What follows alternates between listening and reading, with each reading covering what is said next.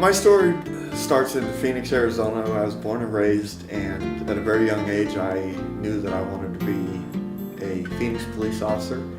I was always kind of called to serve. I followed in the footsteps of all the men in my family and served in the military. I was in the United States Air Force for 4 years after high school, and then came back to Phoenix to be a police officer. And on March 26th of 1999, a Phoenix police officer named Mark Atkinson was shot and killed in the line of duty. And it was a real moment of clarity for me. I knew that was my calling and what I needed to be doing. And so I applied and was lucky enough to get the job. And then only 14 months into my career, ironically, on the 2-year anniversary of Mark Atkinson being shot and killed, it was March 26th of 2001, I went to work that day, and like you often hear, it was a very routine day on patrol. There wasn't a lot going on, and about 3/4 of the way through my shift, I was responding to an emergency call. Stopped at a red light briefly with my lights and siren on, and my patrol car was struck from behind by a taxi cab doing over 100 miles an hour, and my car burst into flames, trapping me inside. The role of the first responders in this, I'm still very close to, on the anniversary of my accident every year, I still have lunch with 2 of the firefighters from the truck that night.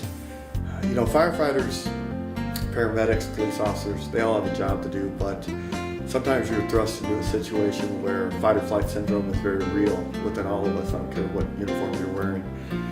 And what the 4 firefighters did for me that night, a couple of the police officers did for me in cutting my seatbelt, crawling into the car while it's on fire to help free my legs and feet.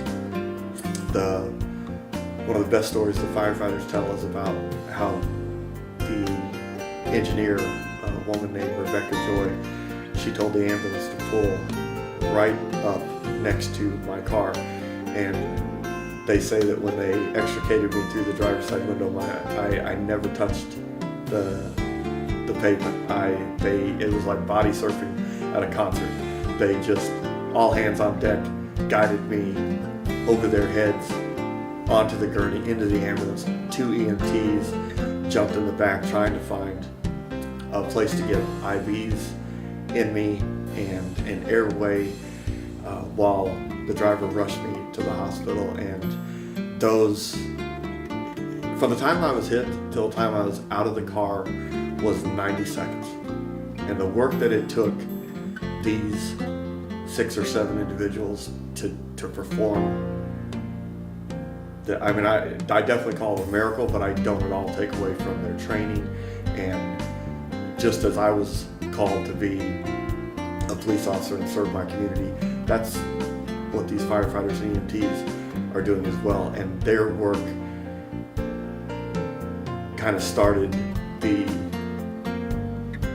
entire efforts to save my life. They gave the doctors a chance to even do what they do, and then on down the line. So to this day, I feel a deep connection with the firefighters and EMTs. Anytime I see anybody on a call or a fire truck just drives by me, my heart just swells. I absolutely love that career and the people who are brave enough to do it, because it matters.